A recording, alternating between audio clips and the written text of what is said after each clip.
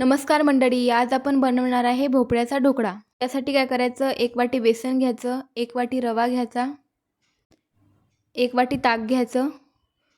तुमच्याकडे जर दही असेल तर दही पण घेऊ शकता।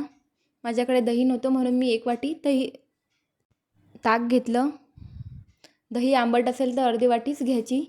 हे बघा, अशा प्रकारे बॅटर तयार करून घ्यायचं आहे। बॅटरवर झाकण ठेवून 10 मिनिटांसाठी रेस्ट करण्यासाठी ठेवून द्यायचं आहे।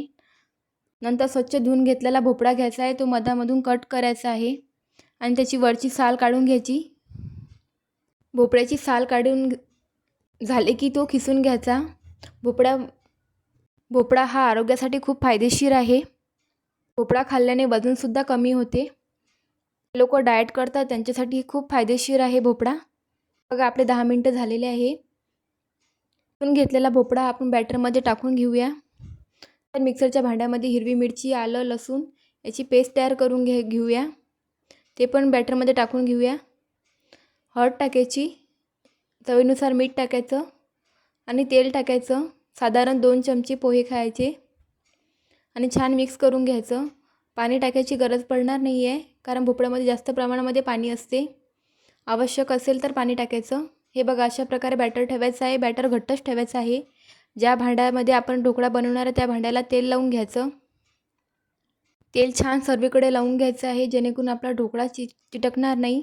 नंतर बॅटरमध्ये 1 इनो टाकायची, 1 पॅकेट पाणी टाकायचं आणि छान फेटून घ्यायचं। एकाच डायरेक्शनमध्ये फेटायचं आहे। बॅटरमध्ये छान प्रकारे बबल्स आले की समजून चालायचं आपलं बॅटर चांगल्या प्रकारे फेटलं गेलेलं आहे। लावलेल्या भांड्यामध्ये बॅटर टाकून घ्यायचं आहे। पाणी आधीच ठेवायचं आहे गरम करायला। मी आधीच ठेवलेलं होतं। वरून लाल मिरची पावडर टाकायची आणि झाकण ठेवून 15 मिनिटांसाठी होऊ द्यायचं आहे। हे बघा, आपला 15 मिनिटांचा ढोकळा किती छान झालेला आहे। लाल मिरची पावडर ऑप्शनल आहे, टाकायची असेल तर टाकू शकता। आपण चेक करून बघितलं, आपला ढोकळा पूर्णपणे शिजलेला आहे। आता तडका पॅनमध्ये तडका तयार करून घ्या। त्याच्यामध्ये तेल टाकायचं आहे। ते छान तापलं की जिरं, मोहरी, हिंग आणि हिरव्या मिरची तुकडे टाकायचे आहे। कढीपत्ता टाकायचा, पांढरे तीळ टाकायचे। ढोकळा थंड झाला की कट करून घ्यायचा। हे बघा, आपला ढोकळा इझी कट होत आहे, म्हणजे पूर्णपणे आतमध्ये फुललेला आहे आपला ढोकळा। तयार करून घेतलेला तडका हा ढोकळ्यावर टाकून घ्यायचा आहे।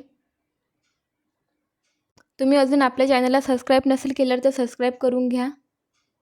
आपल्या चॅनलवर खूप साऱ्या रेसिपी येणार आहेत। वरून कोथिंबीर टाकायची। तुम्हाला ही माझी रेसिपी कशी वाटली मला कमेंट करून नक्की सांगा। भोपळ्याची चव युनिक आहे, तुम्ही एक वेळ नक्की करून बघा। तुम्हाला ही माझी रेसिपी आवडली असेल तर माझ्या व्हिडिओला लाईक करा, शेअर करा आणि सबस्क्राईब करायला मात्र विसरू नका। बेल आयकॉन क्लिक करा, जेणेकरून माझी जी रेसिपी आहे त्याची अपडेट तुमच्यापर्यंत पोहोचणार आहे। प्रोटीनयुक्त नाश्ता करून बघा।